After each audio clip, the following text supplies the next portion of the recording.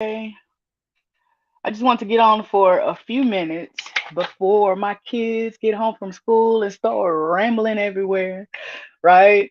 And so I wanted to do two things. I wanted to remind you guys of event I have for the rest of this month. I have one Thursday in Houston, Texas, a moral injury symposium. Um, it's at United Way in Houston, Texas.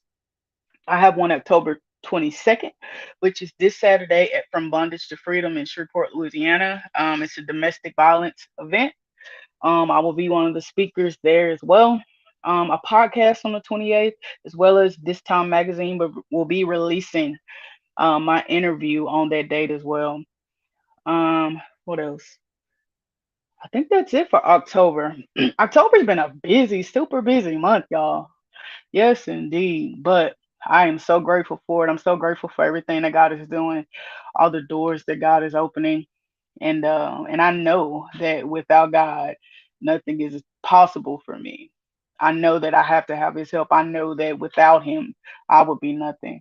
And I'm so glad that He saved me. I'm so glad that He brought me back to my sanity, y'all. Because man, when I tell y'all, hey Steph, when I tell y'all I was living an insane life, the life of addiction is insane. It is painful. It is miserable.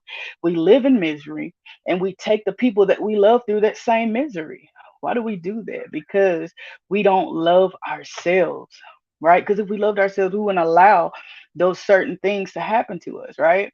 So one of the most important things I've learned about healing is facing our trauma. Until I faced my trauma, I could not heal and I could not grow.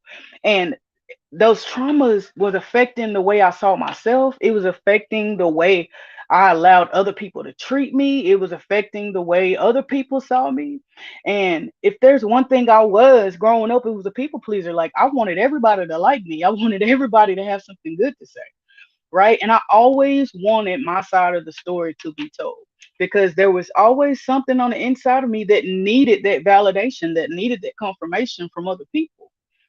And until we work on those things. We got to start back from the beginning, from whenever it started. Usually childhood trauma, that's where it started, right? You got to start from there. You got to face those things that's been digging at you, that's been holding you back, that's been giving you that low self-esteem, been giving you all that anxiety, that confusion, right? Because we know that the enemy is the author of confusion. God is not. God is a perfect God. He's a loving God, right? And He wants us to have life and have life more abundantly. And so back to healing. And until I started healing, until I started wanting to see myself grow, until I started wanting to see more out of myself, I didn't make the necessary steps to do that. And in order to make those necessary steps, you got to lay those things out. You got to lay those things out. I meaning like write those things down. You got to journal. You got to write all those things down. You got to meditate on those things and you got to release them. One of my therapists from back in the day used to tell me, to write letters to the people who hurt me. When I write the letter, finish writing the letter, I read it back to myself, right? And then I burn it. And when I burn it, it's also a spiritual release, right? Because this is a spiritual battle that we're fighting. And so we have to come at it and combat it in a spiritual way.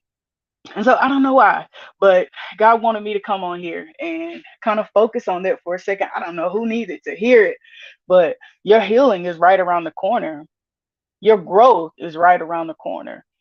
But until you start loving you more, those people are not going to love you. You teach people how to love you. You teach people how to treat you with how you treat yourself.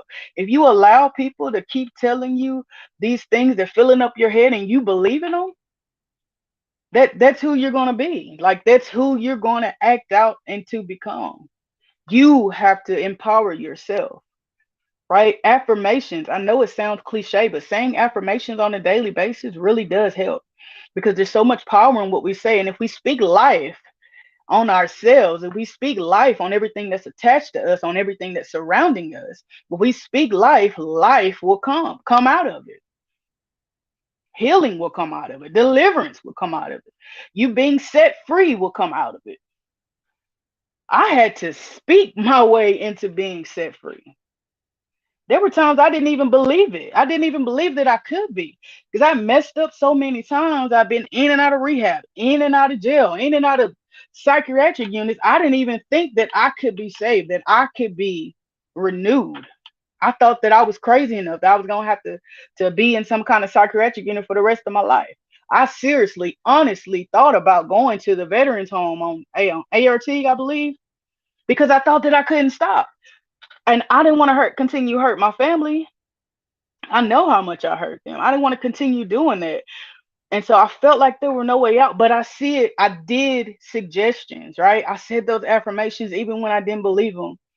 And they started to come true. They started to manifest. They started to become my reality.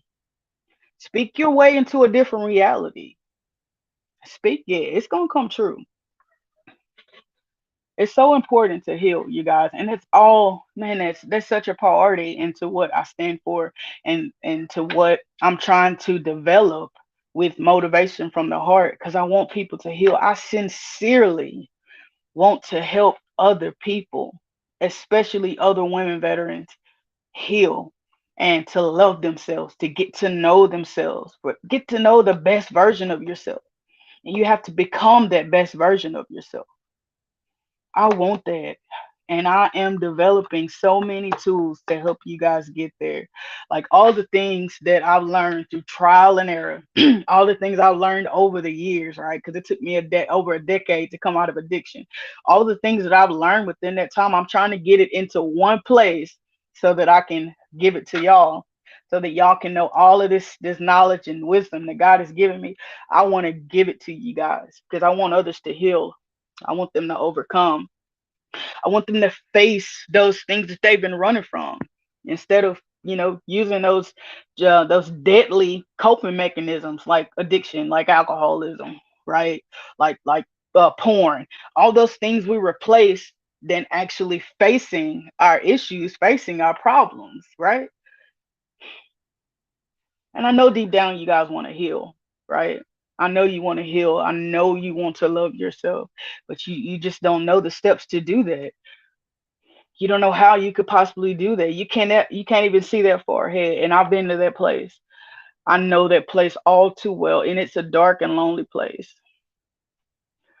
But I want you to know that there is healing, and there is healing through God.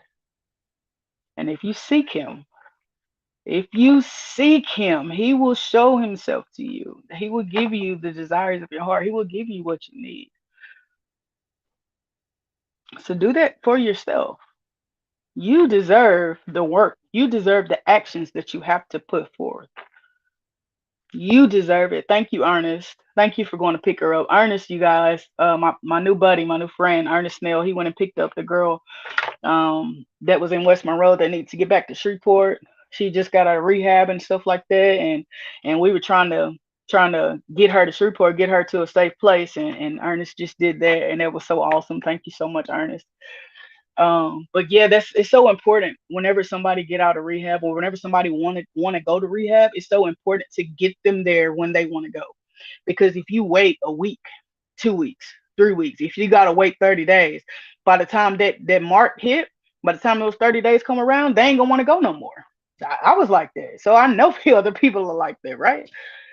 Because within those 30 days, there's always gonna be somebody that come around and be like, let's get high.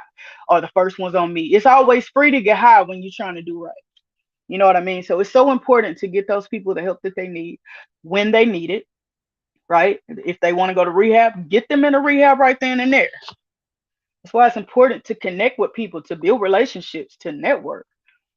They want to go to sober living, call them sober living houses.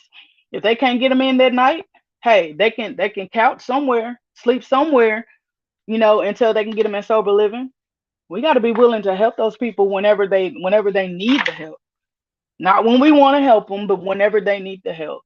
Because there are so many powerful people right now addicted and hurting and lonely, and they don't know which way to turn. There are so many powerful people out there on the streets right now. Addiction does not discriminate. There are doctors, lawyers, and nurses, all different types of people from all different types, walks of life that are dealing with addiction and alcoholism. They're dealing with trauma, period. Because trauma is the true gateway drug, right?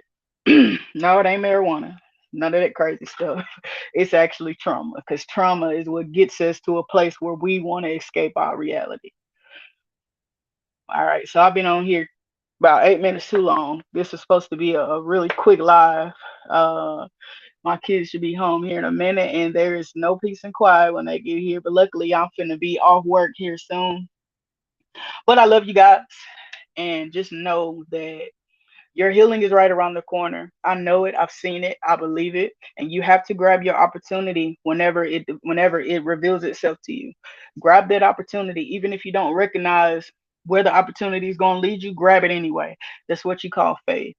Know that I love you. Know that God loves you, and know that one day you're gonna love yourself.